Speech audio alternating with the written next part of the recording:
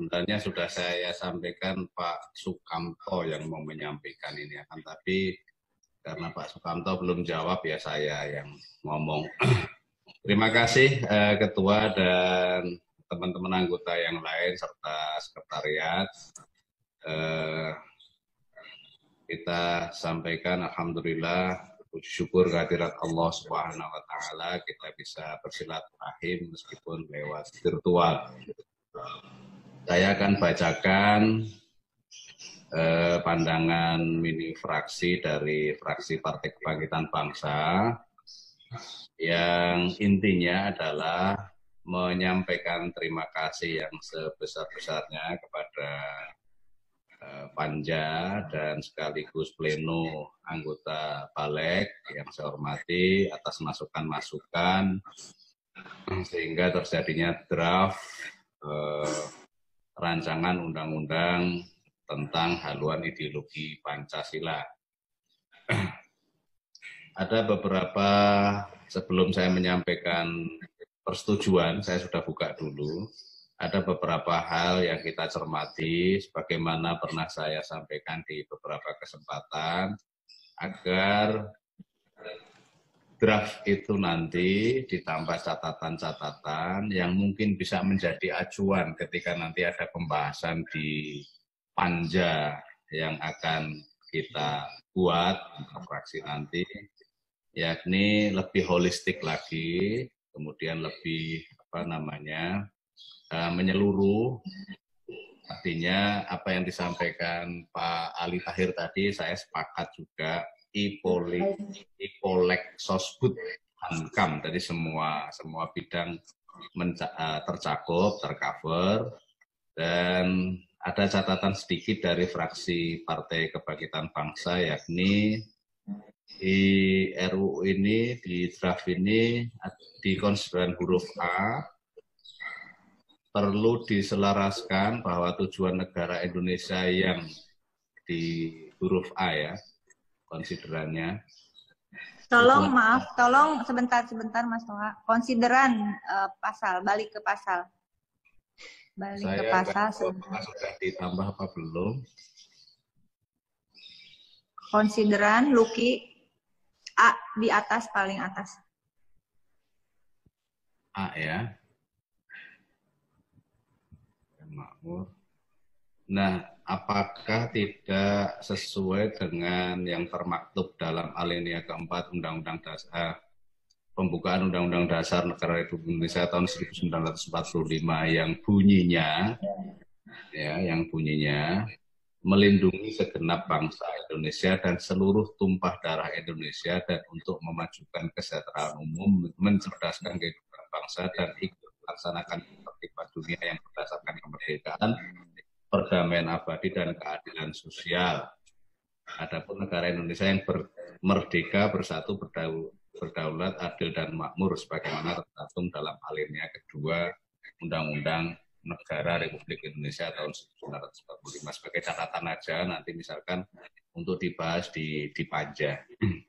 Dan saya pikir itu saja, selain holistik, tambahan-tambahan bidang tadi, secara redaksional atau secara substansi dan redaksionalnya apa yang saya sampaikan ini tadi. Dan saya pikir dengan mengucap Bismillahirrahmanirrahim, fraksi Partai Kebangkitan Bangsa setuju atas draft rancangan undang-undang tentang haluan ideologi Pancasila ini untuk dilanjutkan sebagai rencana undang-undang inisiatif DPR RI. Demikian Ketua, terima kasih. Mohon maaf atas kesalahan.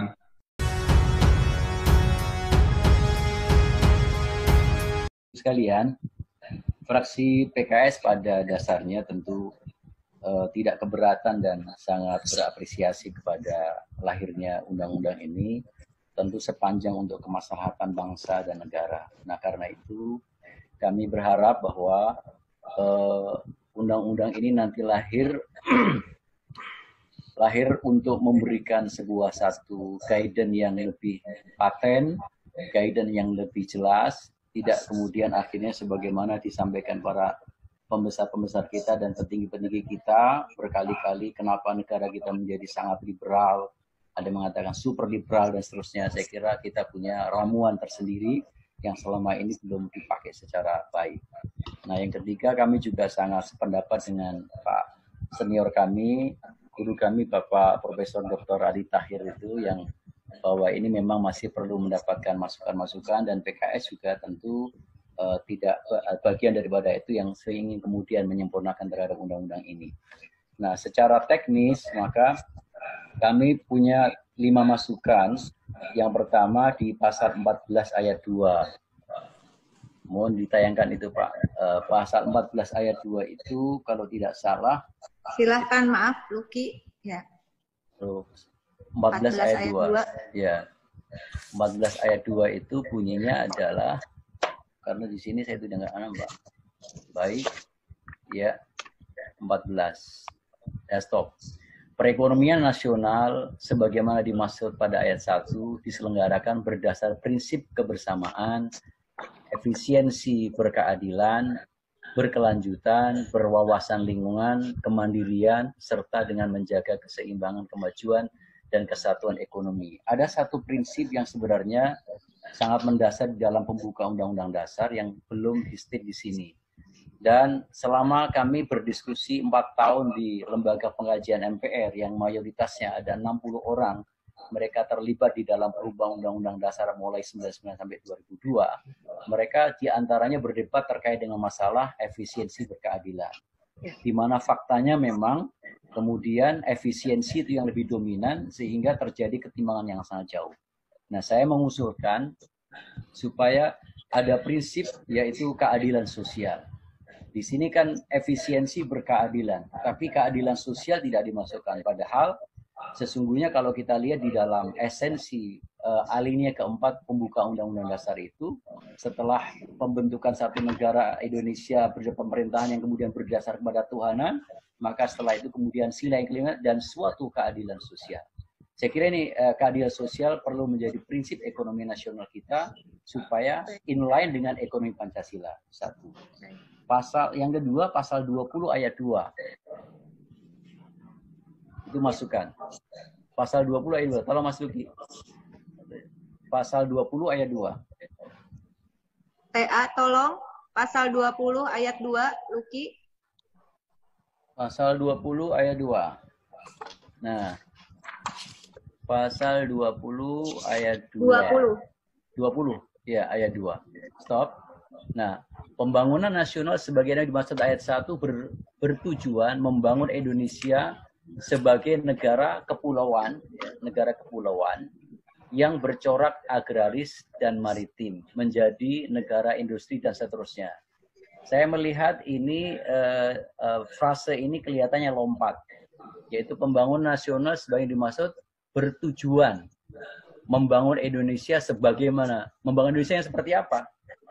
Sebagaimana negara kepulauan yang bercorak agraris dan maritim menjadi negara industri dengan berbasis pada riset ilmu, itu kan umumnya. Nah, makanya saya mengusulkan supaya dimasukkan diksi yaitu sebagaimana dimaksud ayat 1 bertujuan membangun Indonesia, bertujuan mewujudkan keadilan sosial bagi seluruh rakyat Indonesia. Jadi itu adalah payung besarnya, memang pembangunan itu adalah untuk kesejahteraan. Jadi bertujuan mewujudkan kesejahteraan sosial kesejahteraan bagi seluruh rakyat Indonesia. Kesejahteraan bagi seluruh rakyat Indonesia. Itu yang kedua. Yang ketiga,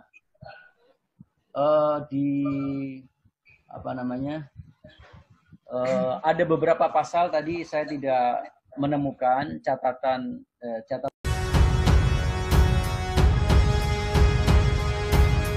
Assalamualaikum warahmatullahi wabarakatuh.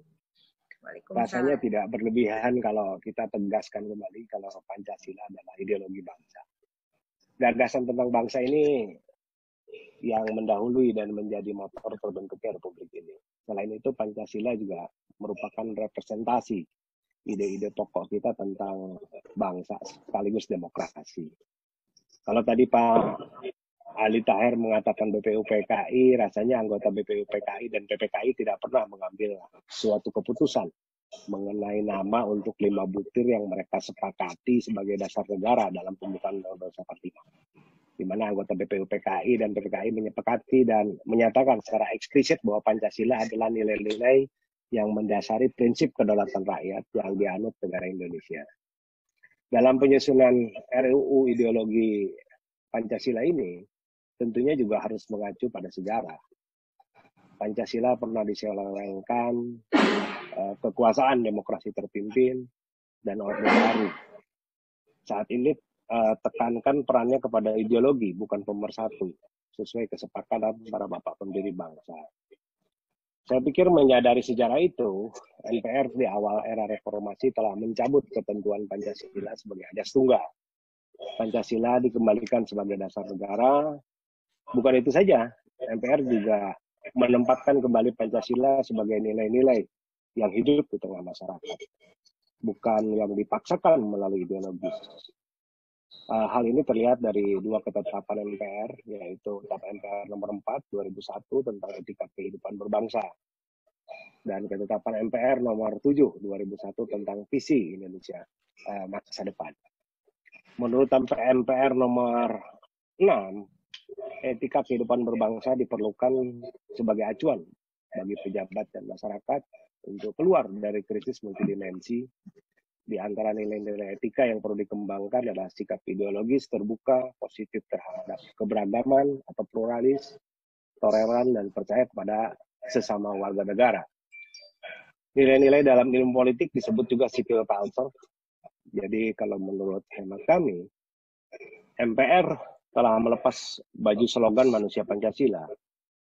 Kedua, TAP MPR justru mengajak kita langsung ke implementasi Pancasila dalam kehidupan berbangsa bernegara, tanpa slogan, tanpa kampanye, saya Pancasila. Saya pikir ada kekhawatiran publik yang kian represifnya kekuasaan hari ini. Juga perlu digarisbawahi bahwa perumusan norma haluan ideologi Pancasila ini tidak malah membawa Indonesia tercinta mundur ke demokrasi terpimpin atau orde baru yang represif. Jadi perumusan undang-undang ini nantinya bukan dalam semangat sloganisasi dan ideologisasi yang memecah rakyat yang berbeda pendapat tentang kehidupan berbangsa, bernegara, dan kekuasaan. Jadi menurut hemat kami, pembahasan ini memang sangat penting. Setidaknya ada 4 alasan gitu. Yaitu alasan historis, di mana Pancasila dirumuskan dengan tujuan untuk dipakai sebagai pedoman hidup berbangsa bernegara, di mana proses perumusannya diambil dari nilai-nilai pandangan hidup masyarakat.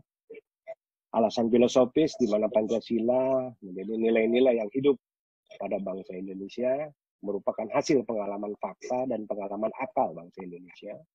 Dan alasan yuridis, karena Pancasila merupakan pedoman hidup bangsa yang tertuang dalam pembukaan Undang-Undang Dasar 45. Serta alasan sosiologis, di mana Pancasila diambil dari nilai-nilai kehidupan bangsa Indonesia. Ada beberapa catatan yang memang diajukan oleh fraksi Gerindra. Pertama, dalam bidang politik, kami berharap kami memberikan catatan. Yang pertama, bahwa penafsiran terhadap Pancasila tidak bisa dimonopoli oleh kelompok tertentu, termasuk negara. Yang kedua, tafsiran terhadap Pancasila tidak bisa dijadikan sebagai alat memukul atau alat politik suatu kelompok tertentu terhadap kelompok lainnya. Dan yang ketiga, partai politik sebagai wujud dari prinsip gotong royong dalam politik harus ditegaskan perannya sebagai pilar demokrasi Pancasila. Partai politik harus dikuatkan karena itu wujud kerja kolektif di dalam bidang politik. Dan yang satu lagi dalam bidang ekonomi, pimpinan dan kawan-kawan balik semua, kami memberi catatan bahwa praktis ekonomi Pancasila yang berbasis. Berikutnya dari fraksi Nasdem, kami persilahkan siapa yang akan menyampaikan. Saya Ketua. Silahkan. Ya. Oke, baik. Assalamualaikum warahmatullahi wabarakatuh. Yang saya hormati Ketua Rapat Sidang bersama seluruh anggota Panja HIP di Balik. berikut ini akan kami sampaikan pandangan fraksi terhadap rancangan undang-undang tentang haluan ideologi Pancasila. Pertama, saya ingin menyampaikan apresiasi yang setinggi-tingginya dan terima kasih yang sebesar-besarnya kepada kita semua, seluruh anggota Panja RUU HIP, serta tenaga ahli dan sekretariat yang telah berhasil menyusun rancangan undang-undang ini sedemikian rupa, komprehensif, dan mendalam.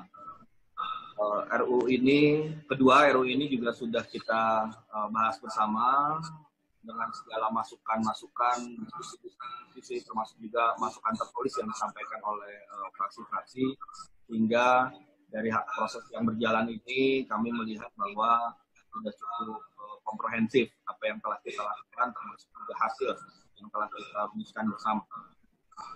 Yang ketiga, maksud dan tujuan dari RUU ini kita ketahui bahwa kita ingin agar adanya suatu undang-undang yang memberikan pedoman arah bagi kita semua, baik itu penyelenggara negara, pemerintah dalam hal ini ketika menjalankan tugas-tugas pemerintahannya, termasuk dalam pembangunan, dan juga arah bagi masyarakat agar kita bisa menciptakan tatanan kehidupan bermasyarakat sesuai dengan ideologi kita, Pancasila, sebagaimana yang dirumuskan oleh para pendiri bangsa kita, sebagaimana yang dicita-citakan oleh para pendiri bangsa. Yang keempat, kita juga sudah sepakat bahwa Pancasila ini adalah ideologi yang terbuka, yang tetap kita bisa diskusikan banyak hal di situ, mengikuti perkembangan zaman dan sebagainya. Ya, meskipun ideologi terbuka, tentu tetap kita masih bisa memberikan suatu pedoman dan arah bagi tuntunan kehidupan dan pembangunan kita ke depan. Yang kelima, kita juga sudah sepakat, tadi sudah disampaikan juga oleh Ketua Sidang, Ibu Rike, bahwa Pancasila ini adalah salah satu ideologi yang kita sepakati sebagai ideologi kita bersama.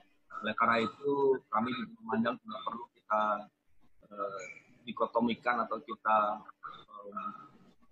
kedepankan perbedaan-perbedaan antara Pancasila dengan ideologi-ideologi yang ada di dunia ini. Untuk kita nyatakan kita sudah punya Pancasila, sehingga apa yang sudah tertuang di dalam RUU ini sudah cukup.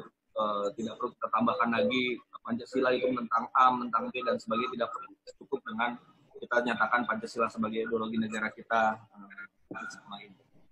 Dan yang berikutnya adalah kita juga sudah pernah mengalami pengalaman bersama terkait dengan rezim yang ada di Indonesia ini, di mana pernah Pancasila ini dijadikan alat untuk represi rakyat dengan alasan-alasan tertentu, sehingga keberadaan Pancasila itu akhirnya dipandang sebagai suatu hal yang negatif. Itu tentu kita tidak ingin kembali ke masa-masa itu. Kita harus belajar dari pengalaman. Kita tetap harus menjadikan Pancasila ini menjadi milik bersama, diterima oleh semua orang. Oleh karena itulah, maka hal-hal yang kemudian bisa membuka memori publik bahwa ideologi Pancasila ini jangan sampai dijadikan alat represi, tidak harus termuat di dalam semangat dalam RUU ini. Jangan sampai kemudian misalnya ada hal-hal yang kita buka peluang bagi adanya tafsir-tafsir tertentu yang justru dapat dimanfaatkan untuk melakukan tindakan-tindakan represi oleh negara. Dan yang terakhir, kami dari fraksi Partai Nasdem menyatakan rumusan-rumusan dan substansi yang sudah